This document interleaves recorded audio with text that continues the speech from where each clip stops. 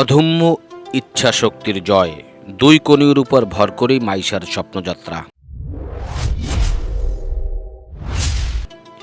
জন্ম থেকেই শরীরটা যেন তার বশে নেই, কথা বলতে গেলেও মুখ বেঁকে যায়, হাত পা কাঁপে সারাক্ষণ। কিন্তু এই শারীরিক সীমাবদ্ধতা দমাতে পারেনি বাগেরহাটের মোরেলগঞ্জের শিশু লামিয়া আক্তার মাইশাকে।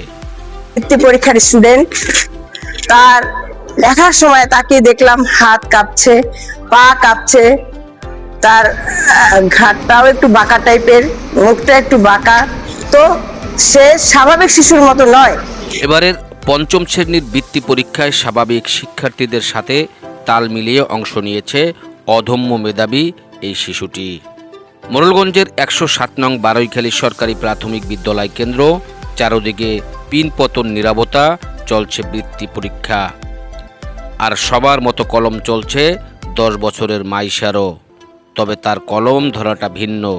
জন্ম থেকেই শারীরিক প্রতিবন্ধী মাইশা দুই হাতের কনুইয়ের সাহায্যে খাতার ওপর আঁচড় কেটে চলেছে।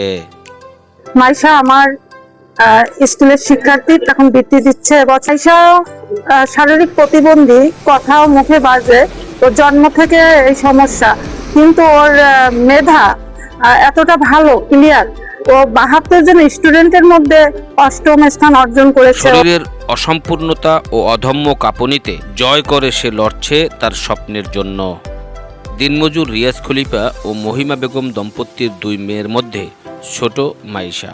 অভাবের সংসার আর শারীরিক প্রতিকূলতা কোনো বাধাই তাকে আটকাতে পারেনি। সহপাঠীদের কাঁধে ভর দিয়ে কিংবা মায়ের কোলে চড়ে প্রতিদিন স্কুলে যাওয়া মাইশা আজ লড়ছে মেধার লড়াইয়ে। সকালে স্কুলে নিয়ে আসি, আবার নিয়ে যাই, আবার প্রাইভেটে নিয়ে যাই। স্যারদেরকে অনেক ধন্যবাদ জানাই। আপনারা দোয়া করবেন আমার মেয়ে জানি জীবনে কিছু করতে পারে। মাইশার এই লড়াইয়ে সবসময় পাশে ছিলেন তার শিক্ষক ও সহপাঠীরা।